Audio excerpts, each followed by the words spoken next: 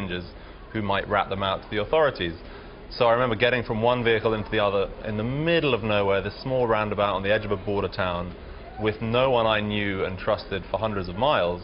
And I thought to myself, this is a very risky thing to be doing, but the interview with the guy that I got was in the end worth it. Now, in addition to the writing that you put together for the book, you've also put together a lot of photographs. Yeah. Why did you choose to have the photographs? They're black and white. We thought, my co-author Marc Watrelot, he's a French photographer I met out there in Quetta, the provincial capital of Balochistan.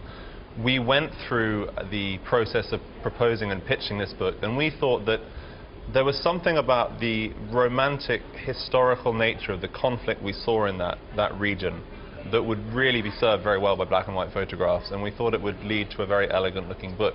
And I hope you think it is an elegant-looking book. Indeed it is. I mentioned that this is an area that does not grab headlines on a regular basis. Right. Why not? It's very difficult to get there.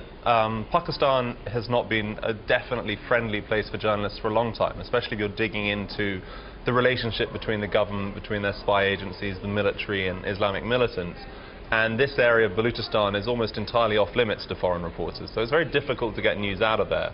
They don't want the wider world knowing there is this conflict going on where these people are struggling for their own sense of national identity, because that is an embarrassment to Pakistan, and they feel that by getting oxygen to these rebels, there's a picture of them behind you, people are going to say, oh, wait a minute, maybe they've got a good point. So it's very difficult to get in there as a reporter. Now, getting into there may be difficult, but getting out with the photos and the words could lead to something that could benefit the region. Tell us a little bit about the cycle of the business of the book.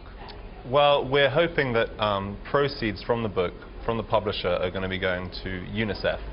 I spent some time back in Pakistan about a year ago reporting on anti-polio efforts that UNICEF and some other organizations are working on.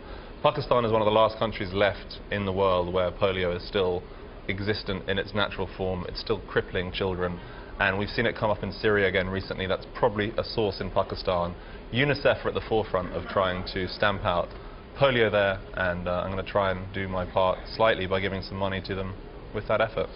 As part of your learning process through the book, do you feel more optimistic about the lives of the people that live there, or is this just going to go on and on? My first trip there, Pim, was back in 2007, and here we are 6 years later, and I talk to people there almost every day at the moment, and there are still mass graves being found, there are still activists being kidnapped, there are still young men being killed outside of the legal process.